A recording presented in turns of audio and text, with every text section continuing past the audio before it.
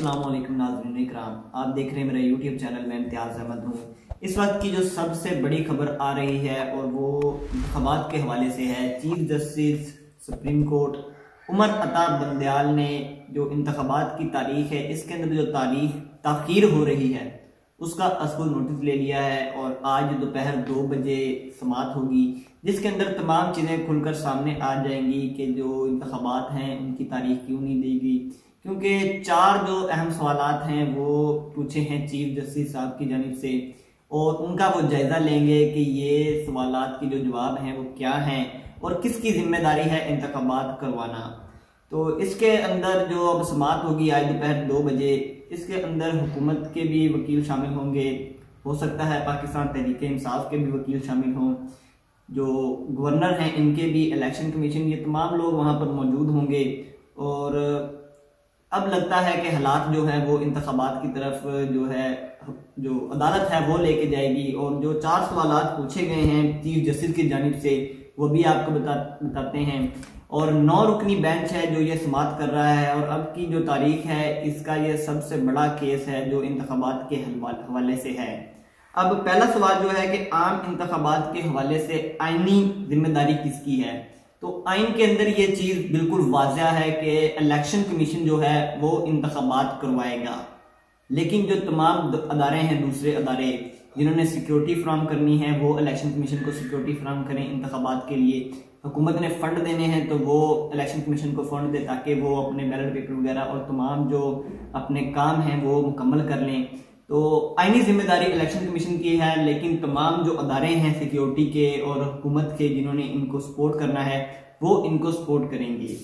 और दूसरा सवाल जो है कि आम इंतखाबात की जिम्मेदारी कब और कैसे अदा की जाएगी। ये चीज भी आइन के अंदर बिल्कुल साफ है और वाज़ेह तौर पर लिख दी गई है कि अगर असम्बली अपनी मुद्दत पूरी करती है तो 2 महीने के अंदर इंतखाबात होंगे। और अगर ऐसा नहीं होता पहले कोई असम्बली तहलील हो जाती है तो 90 दिन के अंदर इंतखाबात होंगे और वो करवाना पड़ेंगे। और तीसरा सवाल जो है वो है आम इंतखाबात के हवाले से वफाक और सूबे की जिम्मेदारी क्या है।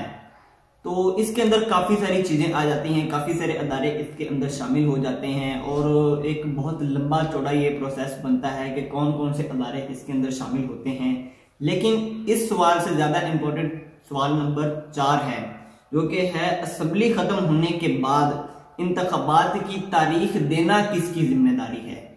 तो यहाँ पर आकर जो गवर्नर KP के और गवर्नर पंजाब है वो फंस रहे हैं, क्योंकि आइन कहता है कि गवर्नर ही जो है वो इंतखाबात की तारीख देंगे जब असम्बली तहलील हो जाती है, जब वो दस्तखत कर देते हैं तब वो फौरी तौर पर इंतखाबात की तारीख देंगे। तो उन्होंने अब तक तारीख नहीं दी। अब अदालत उनसे पूछेगी कि किसके कहने पर उन्होंने तारीख नहीं दी। और अगर सदर ने, क्योंकि उनके पास आइन के अंदर गुंजाइश थी, वो तारीख दे सकते थे इंतखाबात की, तो उन्होंने 9 अप्रैल की तारीख दी है। अब अगर सदर ने हद से तजावुज़ की है तो वो इस्लामाबाद जो सुप्रीम कोर्ट है उसके अंदर तमाम चीज़ें खुल के सामने आ जाएंगी। और अगर अब जो इन्होंने गवर्नर ने नहीं दी है तारीख तो ये भी चीज़ें सामने आ जाएंगी कि किसके कहने पर वो ये अपना जो रोल है वो प्ले नहीं कर रहे थे। अब बहुत अच्छी बात है कि इस्लामाबाद की जो सुप्रीम कोर्ट है इसकी तरफ से ये असगुल नोटिस लिया गया है, जो कि जल्दी ले लेना चाहिए था। अब अच्छी बात है ले लिया गया है तो इसके ऊपर जल्दी काम होना चाहिए, क्योंकि पहले ही काफ़ी वक्त इस हुकूमत की नाअहली की वजह से ज़ाया हो चुका है।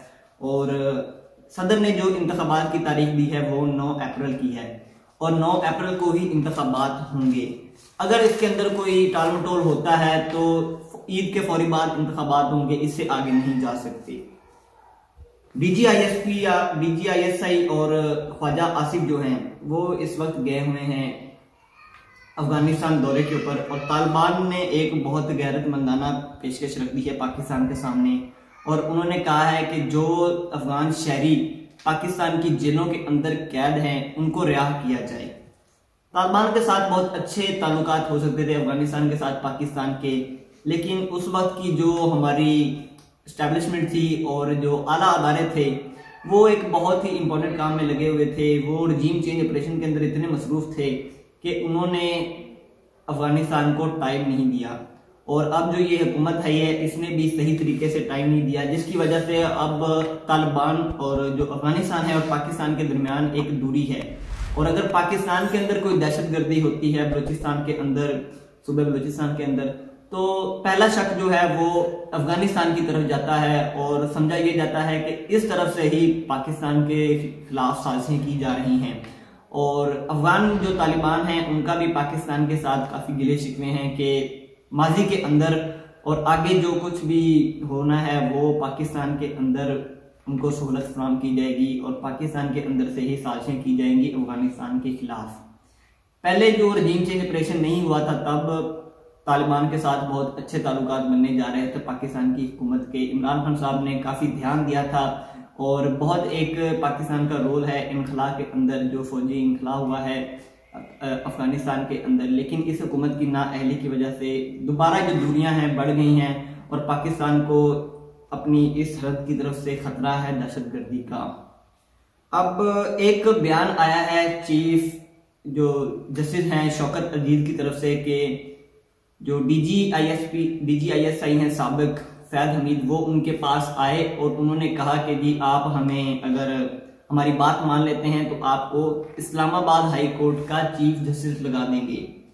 तो ऐसे जब बयानात आते हैं तो पाकिस्तान की अवाम जो कि मायूसी का शिकार है पहले ही, क्योंकि पहले जो पाकिस्तान की आला अदारे और पाकिस्तान के ऐसे अदारे जिनके ऊपर पाकिस्तान की अवाम को ये था कि इस्टेब्लिशमेंट जो है वो पाकिस्तान के हक के लिए फैसला करेगी, ना कि पाकिस्तान को जो फैसले नुकसानदेह साबित होंगे वो फैसले करेगी। लेकिन अब जो एक घिनौना चेहरा पाकिस्तान की अवाम के सामने आया है, उसके बाद अब जब ऐसे बयानात आते हैं तो पाकिस्तान की अवाम मायूसी के अंदर चली जाती है।